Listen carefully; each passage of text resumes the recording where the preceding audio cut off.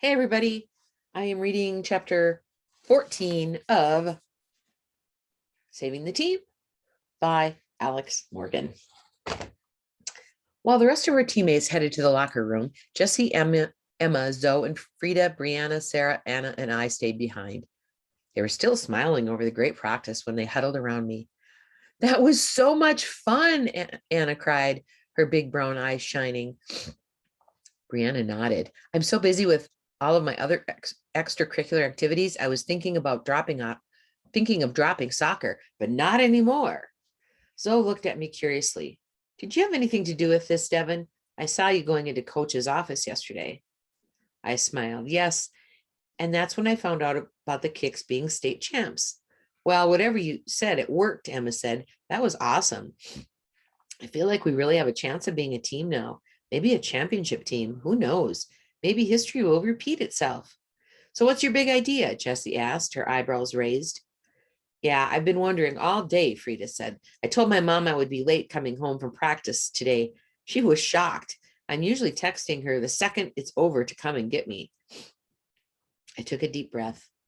I hadn't thought this all the way through, but the glimmer of an idea had taken hold in my mind last night. I had to give it a try. Frida, I began, I know your mom is making you play soccer, but Jessie said you're a really good player when you're paying attention. It's not like I hate soccer or anything, Frida admitted. It's just that I'd rather be acting. Well, what if you could practice your acting and play soccer at the same time? I asked hopefully. Everyone looked at me surprised. How exactly would she do that? Sarah wondered. What if we could give you a part to play in every game? I said. I had my fingers crossed that Frida would be willing to give this a try. Like maybe one week you could be an undercover spy sent to infiltrate our soccer team. Or you could be a secret princess who just wants to live a normal life and play soccer and stuff. I looked eagerly at Frida. Her hand was on her chin, rubbing it slightly as she thought. She said. Interesting. So I could play soccer, but I'd really be acting? I nodded. Each week we would give you a new character with a different motivations, so you'd try different roles while you played. Slowly a smile spread across Frida's face. Devin, that's brilliant. I can't believe I've never thought of that before. Jessie jumped in. But all the characters will be good players who want to win, right? I laughed. Of course. So is that the only reason you asked us here? No, I shook my head. I was hoping there would be a way for Frida to help Zoe. Me? Zoe asked, her eyes growing wide. You get stage fright, I explained. Frida has no problem getting on stage in front of a crowd of people. She's got to have some tips. Frida smiled. You bet I do. Did you know that 3/4 of all performers get stage fright? It happens to everyone, even to me sometimes. Sure, there are some tricks that could work for Zoe when she's playing soccer. So why don't you talk to Zoe, I suggested, and then we can take turns playing with her while some of us sit and pretend to be the audience. Frida grabbed Zoe enthusiastically. This is going to be great. First, you've got to visualize the game going perfectly. If you picture it going well, it will. Another proven winner is to picture everyone in the crowd as one person. Picture everyone as Emma or your mom or even your pet, whoever your biggest cheerleader is. They walked off together, Zoe taking in every word Frida was saying. Jessie playfully tapped me on the shoulder. I've got to hand it to you, Captain. That was some smart thinking. After Zoe and Frida huddled for a while, we took turns playing with Zoe and being the audience. She really started to loosen up, and soon she was zipping all over the field. Hang on, I think I went. Oh my goodness. Just a minute. See, we told you she was good, Emma said with a smile. I remembered back to the sleepover at Emma's house when we had wished on the shooting star. I think my wish was starting to come true. I gulped. I was sitting between Frida and Emma, a spoon in my hand. Would the kangaroos be able to overcome their toughest challenge yet? We were all sitting together that Thursday night in the Sock Hop, a fun restaurant decorated to look like the 1950s diner. The waitresses wore poodle skirts and saddle shoes, while the waiters were dressed all in white, wearing bow ties and little white paper hats. The floor was black and white tiles, and every wall was filled with old posters and advertisement, like the one offering soda for 2 cents a can. The Kangaroos had taken over a long white and steel table in the back with bright red vinyl chairs. Our parents and Coach Flores were there, getting ready to take photos of the action. My dad had his trusty video camera in his hand. He gave me the thumbs up as he smiled. I looked at the door hopefully. The only thing missing was Jessie. I had texted her earlier but got no answer, which was weird. But the giant purple people eater, a massive ice cream sundae, was about to come for us. Our waitress, who had her red hair teased up into a puffy hairdo, smiled. "Are you girls ready?" she asked. "Yes," we yelled in unison, pounding the table with our fists. A gong went off in the back, temporarily drowning our voices. Then 2 more servers emerged, each carrying a huge wooden bucket. Inside each bucket were 20 scoops of amazing ice cream of all flavors. That's right, we had ordered 2 giant purple people eaters. The sign on the sock hop said that this sundae would eat you before you could eat it, and we were going to race to see which team could finish theirs first. Emma, an ice cream junkie, had always wanted to try this and had talked the rest of us into it as a team building exercise. Every person to finish the giant purple people eater got their name on a plaque on the wall. The manager of the sock hop had agreed to put the Kangaroos' names up on the wall if we could eat 2 of them in less than 10 minutes. At first, Coach Flores had said, no way. That part of being a sports team was learning good nutrition. And my mom was horrified when I told her, but we wore Coach down, and I was able to talk my mom into letting me do it with a little help from my dad. It was all in good fun, and I had a feeling once would be enough. This definitely wouldn't become part of our daily diets. The oversized buckets were so big, we had to stand over them. This was going to be disgusting. We all exchanged worried glances. "It's gigantic," Zoe said, cringing. I'll eat your share. Don't worry," Emma said, practically drooling at the sight of all that ice cream. Our waitress hit a switch on the jukebox, and the song Purple People Eater began to play. It was a silly song from the 1950s. "Go!" she yelled. We dove in and stuffed our faces with ice cream as fast as we could while the music played loudly and our parents cheered us on. Halfway through our bucket, I stopped and took a few deep breaths. I was running out of room in my stomach. "Keep going," Emma said, her mouth crammed with ice cream. She had it smeared all over her face. Less than 10 minutes later, we'd done it. We'd finished 40 scoops of ice cream. Our waitress banged the gong 5 times to sound our success. Everyone in the diner cheered for us. We all high-fived one another, even though our hands were pretty sticky. "I think I'm going to be sick," Emma moaned. Whose stupid idea was this anyway? Even Brianna's long hair had ice cream in it. "It was yours, you nut," she reminded Emma. "Ugh," said Zoe. "Nuts sound disgusting." It was too much. We were all laughing our heads off, which only made our stomachs hurt more. "You girls," our waitress said, laughing, "you're a hoot, a real bunch of kicks."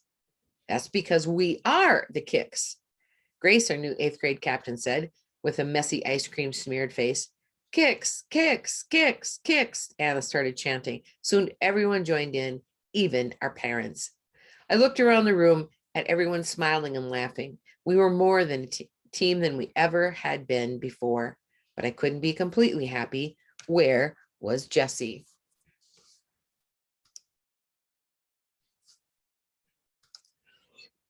Chapter 15. Later that night, after recovering from a massive brain freeze and a bit of a stomach ache, I called Jessie's house, half expecting her not to be there. "Hello," she picked up. "Where were you tonight?" I asked, launching in before she could say anything else. "Are you okay? Are you sick? I texted you like 5 times. I was getting worried." There was a pause on her end. "Devin, I couldn't go because I couldn't go," she said. And then I heard a small sniffle from her end of the phone. "Jessie, what's wrong?" I asked. I didn't text you back because my cell got taken away and I'm off the team. I can't play soccer anymore. I'm flunking math and Spanish, and my mom said the rest of my report card is almost as bad. I was too stunned to speak.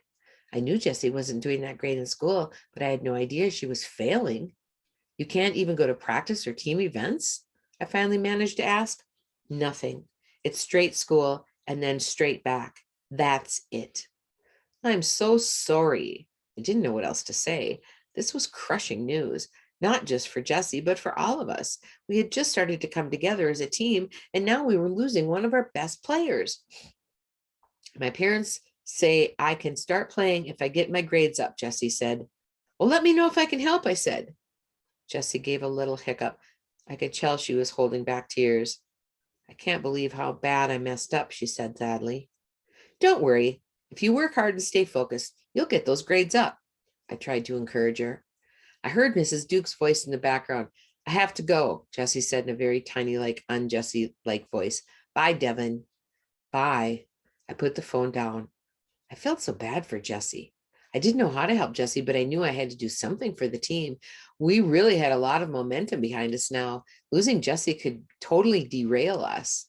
So I phoned Zoe the next day during lunch and explained the situation to her. We need you to score. Do you think you're up to it? Zoe nodded slowly. Frida and I have been getting together every day. She's really giving me some great tips. I'm pretty sure they're working, but I really won't know though until we have a real game. She started to get a little pale, but I'll do my best. No pressure, but we have our rematch with the Pinewood coming up. I really don't want to lose to them again, especially now that Maribel's on the team. I saw a spark in Zoe's eye as I mentioned our former teammate beating them. That would be sweet, Zoe said.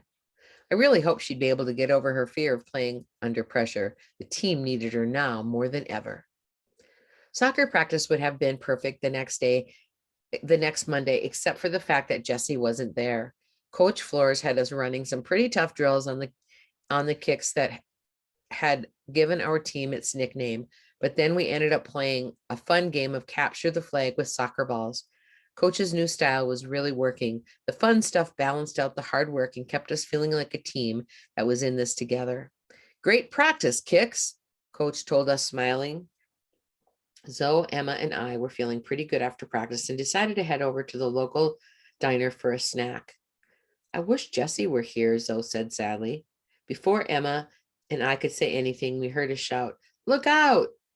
A frisbee appeared out of nowhere, heading right for us. All three of us ducked, but the frisbee still managed to crash into Emma. Ouch, she said, rubbing her forehead. Sorry, are you okay? A boy said, running toward us. Emma nodded. Hey, can I have my frisbee back? He asked. I picked up the frisbee and tossed it back. Somehow, as if magic, it curved back around and threatened to decapitate Emma again. Whoa, what are you doing? Emma said, this time getting out of the way, barely. You should just walk around with a helmet, Zoe said, and laughed. Sorry, I said to her while picking up the frisbee and handing it directly over to its owner this time. Poor Emma, she never failed to trip over something, and she could always be counted on to knock things over. Oh, wait a minute, a brilliant thought hit me. If flying objects were magnetically attracted to Emma, which obviously they were, it made sense that soccer balls would be too. I bet Emma would be totally unfazed by soccer balls zooming at her. Maybe she'd be good at deflecting them too. Instead of getting in the way, which she always did in the field, we could turn her weakness into a strength. Emma as goalie.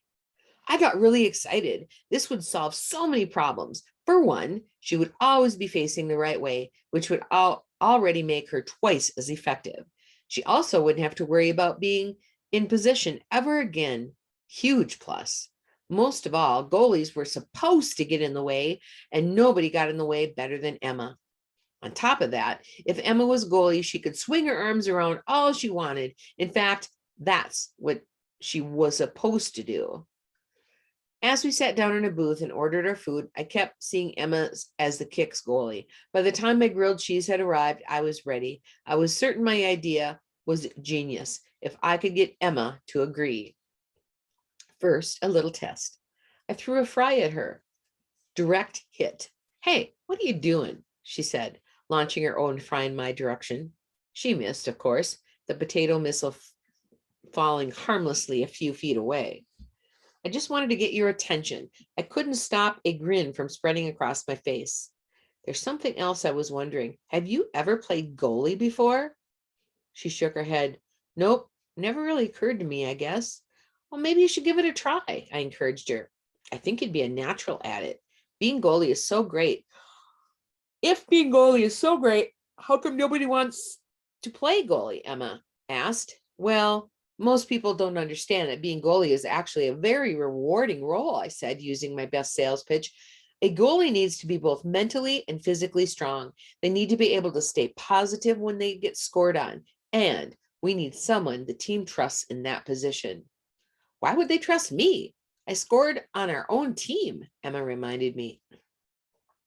They trust you because you are always so positive and want everyone to do their best, I said.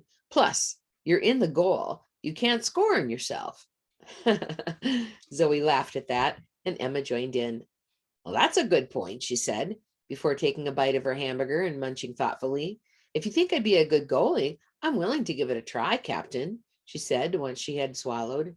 I smiled. The kicks kept getting better and better.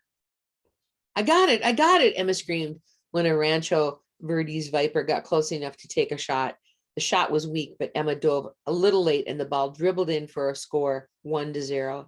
Even though she was a natural, it was taking some time for Emma to get adjusted to the goal, but it was only her first game and an away game at that. Shoot, she said, shaking her head. Before we could even say anything to encourage her, Emma's enthusiasm bounced right back. I'll stop the next one. No problem. She shifted back and forth on her heels and clapped her goalie gloves. Let's go, defense! It was Emma's first official time in goal, and it looked like she was loving it. For one, she could certainly yell louder than just about anyone else. You guys need to help me out. It's not just me against the world here. When Rancho Verdes threatened with another scoring chance, Emma snuffed it out by leaping into a pile of bodies and emerging with the ball. Now that she could use her hands, Emma was magic. Our entire defense was so much better. The skills that Coach Flores had been teaching us had really helped, and we had learned to actually communicate on the field. Led by Emma, directing traffic in front of her, our back line was looking great, especially when Emma managed to stop the next 3 Rancho Verdes shots. Her entire family chanted her name after each save. Emma, Emma. Soon all the kangaroo parents were doing it. There was no doubt about it. Emma was brilliant in the goal. She had no problem being the last line of defense. It didn't even faze her. In fact, she liked it. Plus, deflecting the ball miraculously turned out to be a natural skill. If a ball could get past her, it probably deserved to go in. Frida, watch number 10, Emma shouted. I got her, Frida hollered back. Motivated Frida was like a freight train. She had eagerly agreed to step out of the goal for Emma and move into midfield instead. For this game, she was playing the part of a girl whose mother wanted her to become a dancer and forbid her to play soccer. She had to sneak out to get practices and games. It seemed crazy, but it was working. Frida with a part to play was more committed than I'd ever seen her. She turned back another Viper attacked with ease. For offense, we had Zoe, Brianna, Grace's friend Megan, and me. Coach Flores started Zoe, Megan, and me. Without Jessie and her speed to stretch the defense, the middle of the field was crowded. I wasn't good enough to dribble through multiple defenders. That was Maribel's specialty, but I could be good enough of a threat to attract some attention. We still didn't know what Zoe would be able to do, but I was hopeful. Before the game had begun, Frida had made Zoe drink some orange juice. It lowers the blood pressure and lessens anxiety, she explained. Then they'd gone over to Zoe's positive visualization and deep breath techniques. This game would be the real test to see if it works. Coach's strategies going into the second half of the game was something she called the rope-a-dope. We weren't sure what that meant, but when she explained it to us, it made a lot of sense. They're crowding around the ball whenever we hold it for a while. Midfielders try to keep it on one side of the field, so they get used to looking only that way. Rancho Verdes was disorganized on defense, just like we had been a few weeks ago. The coach explained the rest of the plan to us. It was crazy, but it just might work. When we got back out in the field, Grace and I did exactly what coach wanted us to. We used short passes to keep the ball on the left side as much as possible. What we were hoping would be our secret weapon, Zoe, was stationed way across on the other side. Because she looked so small and so unthreatening, Rancho Verde soon started ignoring her, which was good for our game plan and good for Zoe's nerves. The fewer people watching her, the better. Zoe kept hanging out, sneaking up when she could, and finally, when she had so much space around her that it looked like she was on an island, I boomed a pass all the way over to her. Even then, their defense was too slow to recover because really, what reason did they have to be afraid of Zoe? Their goalie wasn't ready when Zoe pulled up 30 yards away. I held my breath. Would Zoe freeze up? But she planted her foot and blasted a shot towards the goal with nobody to get it in the way, and their goalie totally unprepared. Zoe's shot zoomed right in. We were tied 1-1. Not only had we scored, but it looked like Zoe's soccer stage fright was cured. Now that the Vipers knew how dangerous Zoe was, they overcompensated by concentrating on her. Meanwhile, the ball got passed up the field, making its way to right in front of me. With all the attention on Zoe, I just had one defender to beat, which was easy. I made sure to follow through on my kick, and my shot caught the goalie flat-footed. It was my first goal as a Kangaroo. It was a huge moment for me. Plus now the score was 2-1 Kangaroos. We were actually leading a game. My family was going nuts up in the stands, especially my dad. Go, Devin, he yelled as Maisie jumped up and down with excitement. Within a few minutes, our defense stuttered a little, and Emma collided with Frida on the loose ball, which rolled into the goal. Still, when the referee blew the whistle to stop the game, the score was 2-2. Tie game, referee declared.